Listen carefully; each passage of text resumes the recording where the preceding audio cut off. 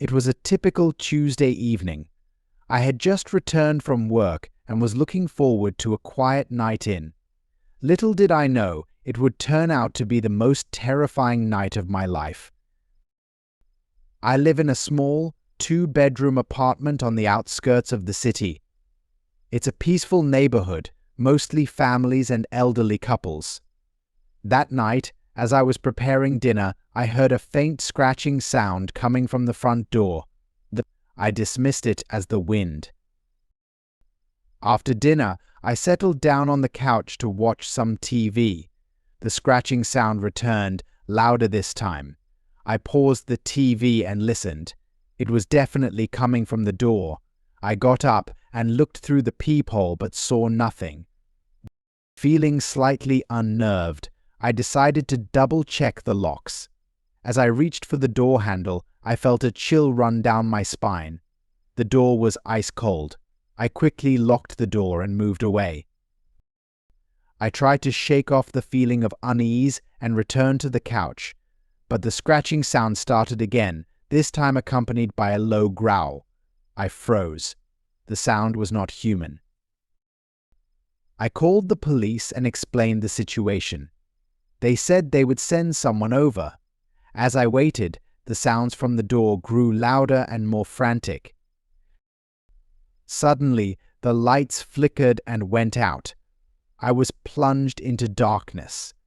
The only sound was the relentless scratching at the door. I felt a wave of terror wash over me. I fumbled for my phone and used it as a torch.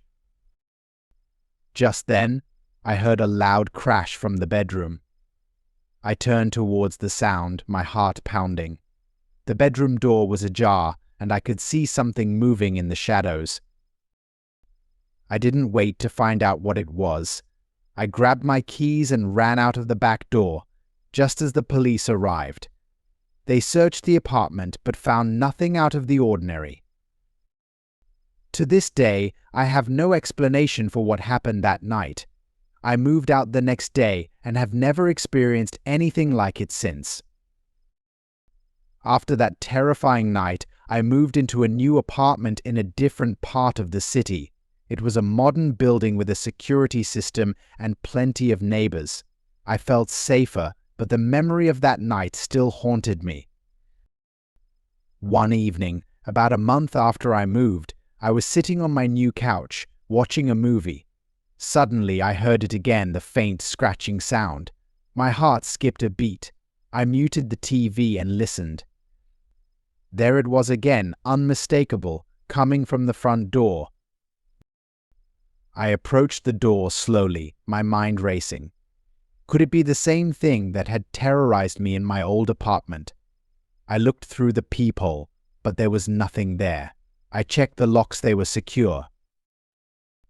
Just as I was about to return to the couch, I heard a soft growl. It was the same sound I had heard that night. I backed away from the door, my heart pounding. I grabbed my phone and dialed the police. While I was on the phone, I heard a crash from the bedroom.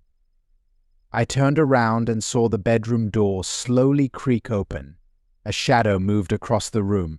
I screamed and dropped the phone. I ran out of the apartment and down the stairs. I could hear the growling sound behind me, getting closer.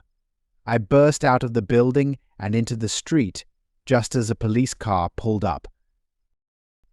The officers searched the apartment but found no sign of an intruder. They suggested it might be an animal, but I knew it was something more. I could still hear the growling sound in my ears, feel the cold touch of the door handle. I never returned to that apartment. I moved to a different city and started a new life.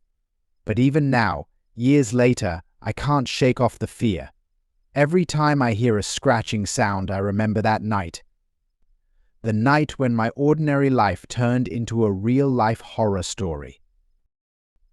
In my new city, I found a small house on the outskirts, far from the hustle and bustle. It was an old house, with creaky wooden floors and a large fireplace.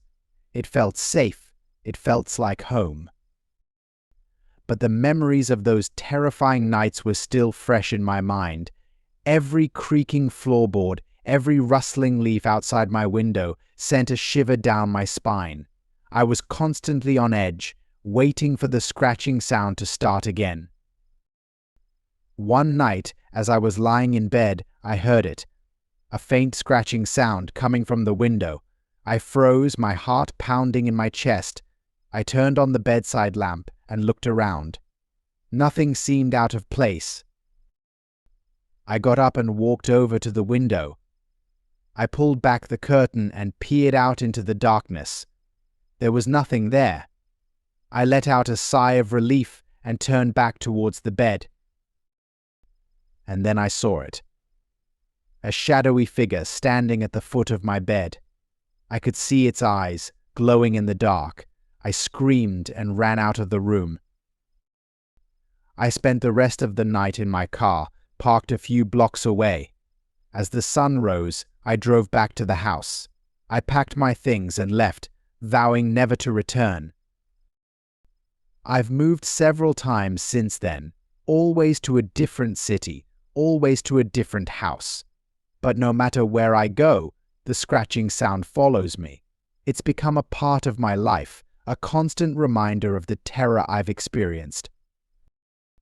I've learned to live with it, to accept it. But I know I'll never be free of it. It's a part of me now, a part of my story.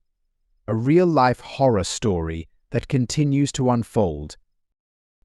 I now live in a small town, far away from the city's noise and lights. The house I've chosen this time is an old, rustic one, nestled between towering trees and overlooking a serene lake. It's peaceful here, and for the first time in a long time, I feel a sense of calm. But the peace doesn't last long. One night, as I'm sitting by the fireplace, reading a book, I hear it again. The scratching sound. It's faint, almost drowned out by the crackling fire and the rustling leaves outside. But it's there. I put down my book and listen. The scratching continues, steady and persistent. It's coming from the front door. I get up and walk towards the door, my heart pounding in my chest. I reach out to open the door, but then I stop. I remember the cold touch of the door handle from my previous homes. I take a deep breath and turn the handle. The door creaks open, revealing the dark, empty porch outside. I step outside and look around. There's nothing there, just the quiet, peaceful night. I let out a sigh of relief and turn back towards the house. And then I see it. A shadowy figure standing in the doorway. Its eyes glow in the darkness, just like before. I feel a chill run down my spine. I'm about to scream when the figure steps into the light. It's a cat. A small, black cat with bright green eyes. It looks at me curiously, then lets out a soft meow. I let out a shaky laugh. All this time, the source of my terror was just a cat. I take the cat inside and give it some milk. It purrs contentedly and curls up by the fireplace. I sit down next to it, feeling a sense of peace I haven't felt in a long time. From that day forward, the cat stays with me.